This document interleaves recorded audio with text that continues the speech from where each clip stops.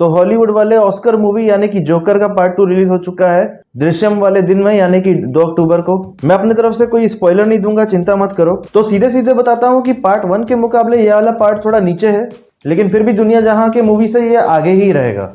पर इस चीज को आप समझो ध्यान से कि ये मूवी पार्ट 1 वाले ऑडियंस के लिए अब रही ही नहीं है। ये एक म्यूजिकल थ्रिलर मूवी है। तो हर 10 मिनट में मूवी में कहीं ना कहीं से कोई गाना आ जाता है, जो कि मेरे लिए इतना प्रॉब्लमेटिक नहीं था फर्स्ट हाफ में, लेकिन सेकंड हाफ में ऐसा लगने लग जाता है कि भाई अब ये ज्यादा हो रहा है। शायद म्यूजिकल मूवीज के लिए मैं ऑडियंस सही नहीं हूँ, क्योंकि ह्यू जैकमैन की मूवी आई थी द ग्रेटेस्ट शोमैन, ऐसा ही कुछ, और मैंने वो देखा था, मुझे वो भी कुछ खास पसंद नहीं आया था। और मैं इधर कोई बेइज्जती नहीं कर रहा हूँ, मैं बस ये बोल रहा हूँ कि मैं उसके ऑडियंस में नहीं आता। पर जोकर 2 ऐसा नहीं है, ये मुझे पसंद आया है, बस एंडिंग को छोड़ के, उसको मैं बताऊंगा आगे। जॉनी डेप की भी एक म्यूजिकल मूवी आई थी, स्विनी टोड करके ऐसा कुछ नाम था, और उसको भी ऑस्कर के लिए नॉमिनेट किया गया था, ऐसा मुझे याद आ रहा है। और वो एक कमाल की मूवी थी जो कि मुझे पसंद भी आई थी। तो वापस आते हैं जोकर में, क्योंकि भाई इसका हीरो तो ऑस्कर वाला है, तो वो नींद में भी बहुत अच्छी एक्टिंग करता है, और सिर्फ इसीलिए उसकी एक्टिंग की वजह से मेरे को मूवी में मजा आ रहा था। मूवी में जब गाने भी आते हैं तो भाई वो गाने में भी अपना एक्टिंग दिखा देता है। पूरी मूवी कमाल की है, पर एंडिंग ने मेरा दिमाग खराब कर दिया, क्योंकि वो कहते हैं ना कुछ लोग कि कुछ ऐसा दिखाओ मूवी में कि मैं गैस ही ना कर पाऊं। इन लोगों ने सच में कुछ ऐसा ही कर दिया कि कोई गैस ही नहीं कर पाएगा। मूवी का एंडिंग मुझे बहुत जबरदस्ती का लगा। इस बात को याद रखना कि पार्ट 1 सच में ऑस्कर वर्दी था, पर ये वाले पार्ट में इन लोग जबरदस्ती का म्यूजिक वाला एंगल डाले हैं, ताकि इस बार म्यूजिक के वजह से ऑस्कर मिल जाए। और सच में चांसेस है कि इस मूवी को मिल ही जाएगा ऑस्कर। शायद लाला लैंड को भी तो मिल ही गया था म्यूजिक के लिए। और वैसे लाला लैंड भी एक अच्छी मूवी थी। लगता है मुझे ग्रेटेस्ट शोमैन से ही प्रॉब्लम है। ग्रेटेस्ट शोमैन में ये प्रॉब्लम हो गया होगा कि शायद वुल्वरीन को लोग देखना नहीं चाहते थे उस तरह के रोल में।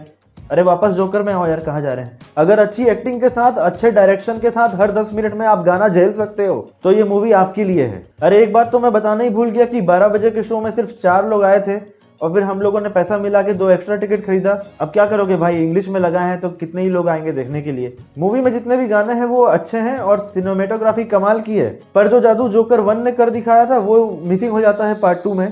इधर फैंस लोग अरमान लगा के बैठे हैं कि भाई आगे ये होगा वो होगा, एंडिंग में आपने सब कुछ बर्बाद कर दिया। इस मूवी ने मुझे सरप्राइज भी कर दिया और डिसअपॉइंट भी कर दिया।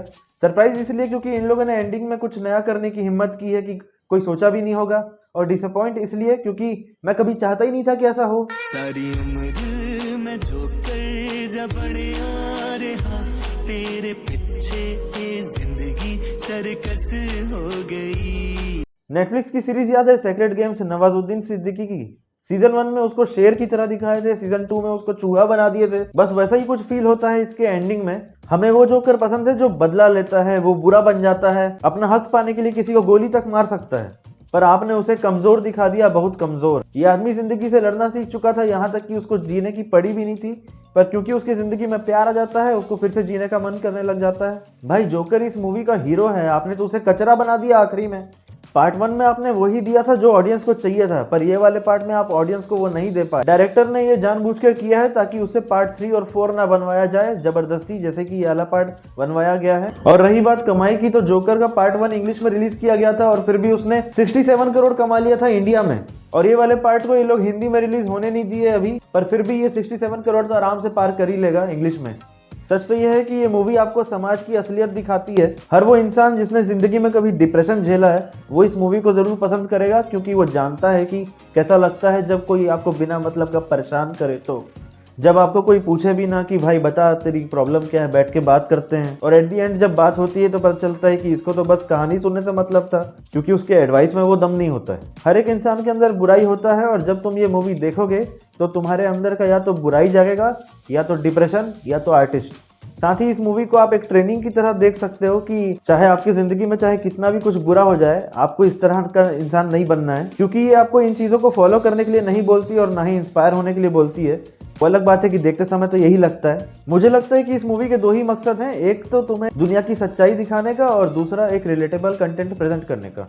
जब तुम आर्थर को डांस करते हुए देखते हो, दुख में या फिर खुशी में, हम उसे फील करते हैं, और हमें पता है कि कोई भी इस मूवी को इस लेवल पे फील नहीं करेगा। 2019 में जब जोकर को रिलीज किया गया था वेनिस फिल्म फेस्टिवल पे, तो वहां के लोगों ने 8 मिनट तक स्टैंडिंग ओवेशन दिया था। इस लेवल पे उनके दिल पे लगा था ये मूवी। कहीं ना कहीं हम इस मूवी को इस तरह से यूज कर सकते हैं कि आगे जब भी मैं कभी डिप्रेशन में रहूंगा तो मैं चुपचाप इस मूवी को लगा लूंगा और देख के बोलूंगा कि चलो भाई, जिंदगी चाहे कितनी भी बुरी चल रही है पर इतनी बुरी हालत तो नहीं है मेरी। जितनी इस बंदे की है। मुझे ऐसा लगता है कि अगर आपको जोकर मूवी पसंद आई है तो फिर आपको वी फॉर वेंडेटा और वॉचमैन मूवी भी पसंद आएगा। वो भी डीसी की ही मूवी है, पर उसके बारे में कोई ज्यादा बात नहीं करता है क्योंकि सीरियस मूवी है, और सीरियस मूवी के बारे में कोई बात ही कहाँ करता है हमारे देश में, वो भी हॉलीवुड की मूवी। जोकर 1 और 2 के बारे में मेरे को जो भी बोलना था मैंने बोल दिया है, अब ज्यादा कुछ है नहीं मेरे पास बोलने के लिए। गॉडजिला के ऊपर कॉमेडी वीडियो बनाया हूँ, नहीं देखे हो तो देख लेना। इसका पार्ट 2 भी बनाऊंगा मैं बाद में। मैं आपसे मिलता हूँ अगले वीडियो में फिर से किसी इंटरेस्टिंग मूवी के साथ। मूवीज है तो जिंदा है हम।